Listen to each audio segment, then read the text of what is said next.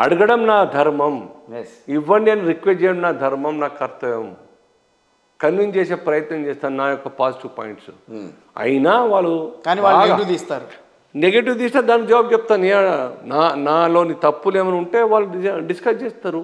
అవతల వైపు ఇంకో ఆస్పిరెంట్ ఉన్నట్టయితే, ఇంకో క్యాండిడేట్ ఉంటే వారి యొక్క నెగిటివ్ కూడా చూస్తారు. నన్ను అడిగినట్టే నా గురించి ఆలోచించిన నెగిటివ్ కాంగ్రెస్ పార్టీ ఒక దీటైన అభ్యర్థిని నిలబెట్టింది, మీకు ఏం చేస్తారు?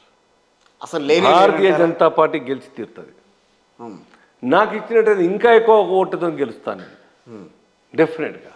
నాకు ఆ విశ్వాసం ఉన్నది, ఆ యాక్సెప్టెన్స్ ఉంది. కార్యకర్తలు మమేకమే పని చేస్తాం సార్.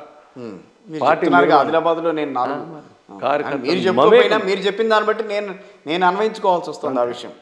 మేము చేస్తామని చెప్పుకోం కదా, నా కారణం గెలిచిందని చెప్పుకోం. సో ఆ రకంగా నాకు విశ్వాసం. పార్టీ గురించి, నా గురించి పార్టీ ఆలోచించారు. వాళ్ళ కళ్ళ ముందు కనబడుతున్నాయినా. నేను కిషన్ రెడ్డి గారు 2 వీలర్ మీద తిరుగుతుంటుంది. వారు 6 వస్తే మా ఇంట్లో 10 మా ఇంట్లో భోజనం చేస్తుంది. ఎంత కష్టపడితే, ఎన్ని సంవత్సరాలు కష్టపడవచ్చు పార్టీ గురించి. ఆ సే నాకు ఉంది, ఆ చెప్పుకునేటువంటి ఒక దమ్ము ధైర్యం ఉంది పార్టీ. అట్లా అని నాకు కావాల్సింది ఎట్లా ఇయ్యారని అడిగే సంస్కారం, కుసంస్కారాన్ని కానీ నేను పాజిటివ్ వేలో అడుగుతున్నాను. నేను అందరూ ఆలోచిస్తారు, అర్థం చేసుకుంటారు. అంటే మామూలుగా బీజేపీకి సంబంధించి ఒక ఎంపీ క్యాండిడేట్ని ఎన్నుకోవటానికి ఏ ప్రాతిపదికలు ఉన్నాయో వాటన్నిటికీ మీరు సరిపోతున్నారని చెప్పచ్చా? మీరు చెప్పుకుంటున్నారా నిజంగా దానికి అర్హత ఉంది అని మీరు మాట్లాడుతున్నారు? నాకు సంపూర్ణమైన విశ్వాసం ఉన్నది. అన్ని కేటగిరీస్లో ఏ కోణం నుంచి ఆలోచించినా నా క్యాండిడేచర్ గురించి వాళ్ళు టిక్కు కొట్టేటువంటి అర్హతలు నాకు ఉన్నాయి. ఎన్నడూ పార్టీ యొక్క ప్రతిష్ట దెబ్బతీసే విధంగా నేను ప్రవర్తించలేదు. ఎన్నడూ ఫిల్దీ లాంగ్వేజ్ మాట్లాడి అసహించుకునే విధంగా నేను వ్యవహరించలేదు. వల్గర్ లాంగ్వేజ్ ఎన్నడూ కూడా మాట్లాడను. ప్రెస్లో కానీ, మీటింగ్లలో కానీ, పబ్లిక్ అడ్రస్లో కానీ ఎప్పుడు కూడా మాట్లాడను. నేను ఎన్నడూ కార్యకర్త ఇంటికి వస్తే లేవ్వకుండా తప్పించుకొని పని కాదు నాతో పంపించిన పాపాన ఉండదు నాకు. ఎన్నడూ రాత్రి ఫోన్ చేస్తే ఎత్తి మాట్లాడి, పని చేసి ఫోన్ చేసి మాట్లాడి మళ్ళీ జవాబు చెప్పేటువంటి తత్వం నాది. ఏ ఊరికి వెళ్ళినా కానీ బహుశా very few in our my district ఎక్కువ మంది కార్యకర్తల పేర్లు గుర్తుపెట్టుకునేటువంటి ఒక నా గుణం ఉన్నది, నా చరిత్ర ఉన్నది. అది కార్యకర్తలు గుర్తిస్తారు, కార్యకర్తలు గుర్తు చేస్తారు. నా గురించి 10 మందిలో చెప్పుకుంటారు, సీనియర్ పేరు గుర్తు పెట్టుకుంటాడు భయాన్ని.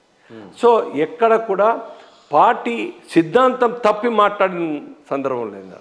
ఓకే, డిఫెన్స్లో పడి అయ్యో రిపెంట్ అయినా లేకుంటే ఎవరో పిలిపించి పెద్ద నాయకులు పిలిపించి మందలించినటువంటి ఒక అవకాశం ఎన్నడూ ఇవ్వలేదు నేను పార్టీలో. ఆ రకంగా ఇంకొందరికి ఉండి ఉంటుంది. కొందరు పిలిచి మందలించి ఉంటారు, మంచి మాట్లాడరా అని చెప్పి ఉంటారు, కొందరికి మార్చుకోమని చెప్పి ఉంటారు. నేను ఆ అవకాశం ఇవ్వలేదు పార్టీలో. గౌరవంగా బతికినా, గౌరవంగా పనిచేసిన పార్టీ నిర్మాణం కోసం. ఓకే, అంటే ఈసారి బీజేపీ సీనియర్లకే ప్రాధాన్యం ఇస్తుందని భావించవచ్చా? నేను అనుకుంటున్నా కొందరికైతే ఇస్తారు. కొద్దిమంది కొత్తలు కొన్ని సీట్లు ఉన్నాయి, ఎటు కావాలన్నా ఎటు పదిలో కొత్తోళ్ళకి ఇస్తారు. సీనియర్ నాయకులు జాతీయ స్థాయిలో ఉన్న వాళ్ళు ఉన్నారు, వాళ్ళకి ఇస్తారని. బండి సంజయ్ గారు ఒకేసారి వచ్చారా రాజకీయాల్లో? సంజయ్ గారు చాలా జూనియర్ నాకన్నా, 5 సంవత్సరాల జూనియర్ నాకు. సంజయ్ గారు 5 సంవత్సరాల జూనియర్ నాకు. మీకు సమకాలికులు? నేను బీజేపీ కిషన్ రెడ్డి గారు, ప్రేమేందర్ రెడ్డి గారు, మురళీధరరావు గారు, పేరాల శేఖర్ గారు, మేమంతా ఒకే బ్యాచ్ వాళ్ళం. మురళీధరరావు గారు కూడా మల్కాజ్గిరి అడుగుతున్నారని విన్నాను. సో ఆ 80 నుంచి పనిచేసే వాళ్ళం. ఆ సిద్ధాంతం కోసం జాతీయ భావాలతో కలిగినటువంటి ఆర్గనైజేషన్లో పనిచేస్తున్న వాళ్ళం మేమంతా కూడా. కిషన్ రెడ్డి గారు 1.5 years పెద్దోళ్ళు కావచ్చు, హార్డ్లీ 2 years కావచ్చు. బట్ మేమంతా కలిసి పనిచేయడం మొదలుపెట్టాం. ఆ రకంగా నాకు విశ్వాసం. ఇటువంటి ఈ స్థాయి కార్యకర్తలు చాలా తక్కువ మంది టికెట్ అడిగే వాళ్ళు ఉన్నారు. 5-6 తప్ప ఇంకేం లేరు. ఓకే, 5-6 ఉన్నారు. రెస్ట్ అన్ని కూడా 17 ఇట్లో 5-6 స్థానాల్లోనే అడుగుతారు. ఒక చోట 2-3 అడుగుతారు. మల్కాజ్గిరిలో పాత కార్యకర్తలు 3-4 ఉన్నారు, జైరాబాద్లో 2-3 ఉన్నారు. అట్లా 7-8 మంది 5-6 స్థానాల్లో ఉన్నారు. మిగతా స్థానాల్లో అందరు కొత్త వాళ్ళకి ఇవ్వాల్సింది ఏకోచాన కూడా. ఇప్పుడు స్వయం బాపురావు పాత కార్యకర్త కాదు, కొత్త ఆయన. అక్కడ ఎవరికి ఇచ్చిన వారు కొత్త వాళ్ళే అవుతారు. అవును, ఆ రకంగా మెదక్ పాతలో లేదు కదా. అట్లా నల్గొండ ఉన్నది, ఎవరు అడుగుతారు? మా స్థాయిలు మహబాద్ లేరు, వరంగల్ లేరు, ఖమ్మం లేరు. ఎవరు వచ్చినా కొత్త వాళ్ళకి ఇవ్వాల్సిందే. కానీ మా స్థాయి కార్యకర్తలుగా ఎదిగినటువంటి పార్టీ యాక్టివిటీలో నిరంతర అనుక్షణం ఉన్నటువంటి కార్యకర్తలు మాలాగా చాలా తక్కువ మంది ఉన్నారు. 5-6 స్థానాలు 7 స్థానాలు వరకు ఇస్తే వరంగల్ అంటే ఒక ఒక ఒక మనిషి గుర్తుకొచ్చారు, రాకేష్ రెడ్డి గారు. లాస్ట్ మూమెంట్లో ఆయన ఇన్నాళ్ల పాటు బీజేపీతో కలిసి ఉండి లాస్ట్ తొందరపాటు చర్య, సిద్ధాంతం అర్థమైన వాళ్ళు ఆ పని చేయరు.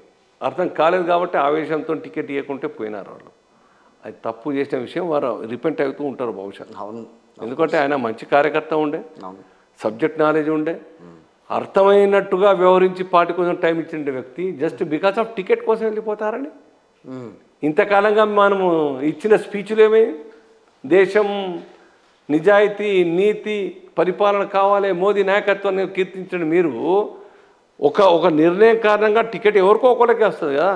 అవును, అందరు పని చేస్తారు, ఒకళ్ళకి వస్తాయి. ఎవరికి వచ్చినా కానీ మిగతా చేయాల్సిందే కదా. అంతే కదా. మరి మీకు రానందుకు వెళ్ళిపోతే మీకు సిద్ధాంతం అర్థం కానంటే మాలాగా ఉండండి సార్. టికెట్ రాకున్నా పరితపించి పార్టీ గెలుపు కోసం పనిచేస్తాం. టికెట్ రాకున్నా ఇవ్వకున్నా అలయన్స్లో ఉన్నప్పుడు మాకు రాలేదు టికెట్, పని చేస్తాం. అలయన్స్ లేనప్పుడు పోటీ చేయమని పంపిస్తే పోయి పోటీ. సో బీజేపీ ఈసారి ఎవరితో కూడా పొత్తు పెట్టుకుని పార్లమెంట్ ఎన్నికలకు వచ్చే అవకాశం అయితే లేదు ఎక్కడ కూడా. సిచ్యువేషన్ కూడా అదేం కనిపించట్లేదు ఎక్కడ. ఆ నీడ్ లేదు, ఆ పరిస్థితి లేదు. మేము ఇండిపెండెంట్గా పోవడం నిర్ణయించుకున్నాం. అసెంబ్లీ నుంచి ఇప్పటిదాకా అది మా లీడర్షిప్ డెవలప్ కావడం ఇంపార్టెంట్. మా స్థానాలు ఇండిపెండెంట్గా పోటీ చేసి గెలవడం మాకు ఇంపార్టెంట్. రాష్ట్రం నుంచి కేంద్రానికి ఒక బహుమానంగా మంచి నంబర్ 10 క్రాస్ చేసి ఇవ్వాలని మా అందరి లక్ష్యం. దానికోసం సో అల్జాపూర్ శ్రీనివాస్ గారు డిమాండ్ చేసేది ఏంటంటే నిజామాబాద్ ఎంపీ సీటు నాకు ఇవ్వండి, నేను గెలిచి చూపిస్తా. డిమాండ్ అనను కానీ రిక్వెస్ట్ చేస్తున్నాను. పార్టీ రిక్వెస్ట్ అని అంటారు దాన్ని కూడా. డిమాండ్ కాదు, నేను సాధారణంగా రిక్వెస్ట్ చేస్తున్నాను.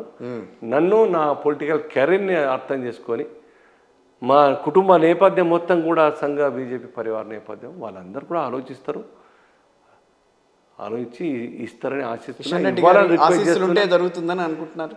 అదేం లేదు అంటే టికెట్ రాకుంటే ఆశీస్సులు లేనట్టు కాదు దాని అర్థం. టికెట్ రానంత మాత్రం వారి యొక్క ఆశీస్సులు నా మీద లేనట్టు అని అనుకోను నేను. వినబిలిటీ, రీజనబిలిటీ అవన్నీ కూడా కలగలిసి నిర్ణయం తీసుకుంటారు. నాకు విశ్వాసం వాళ్ళందరూ కూడా. డాక్టర్ లక్ష్మణ్ గారు చాలా స్కాలర్, వారు మంచి ఆలోచిస్తారు. వారు కిషన్ రెడ్డి గారు చాలా తీక్షణంగా ఎప్పుడు ఎక్స్పోజ్ కాకుండా బరాబర్ అనే వారు కార్యకర్త పట్ల అర్థం చేసుకుంటారని నాకు విశ్వాసం. సో ఈ రాష్ట్రంలో ఉన్నటువంటి సునీల్ బన్సల్ గారు చాలా సీరియస్గా, మరి తరుణ్ చుక్ గారు సీరియస్గా స్టడీ చేస్తున్నారు. ఎవరు ఆర్గనైజేషన్ కోసం పనిచేసే వాళ్ళు ఉన్నారు. అల్టిమేట్గా ఆర్గనైజేషన్ అర్థం చేసుకొని ఆ పద్ధతిలో నడిపే వాళ్ళైతే కావాలిగా నాయకులు. కాబట్టి అటువంటి నాయకత్వానికి కూడా ప్రోత్సహిస్తారని నాకు విశ్వాసం. ఆ రకంగా ఆలోచిస్తారు.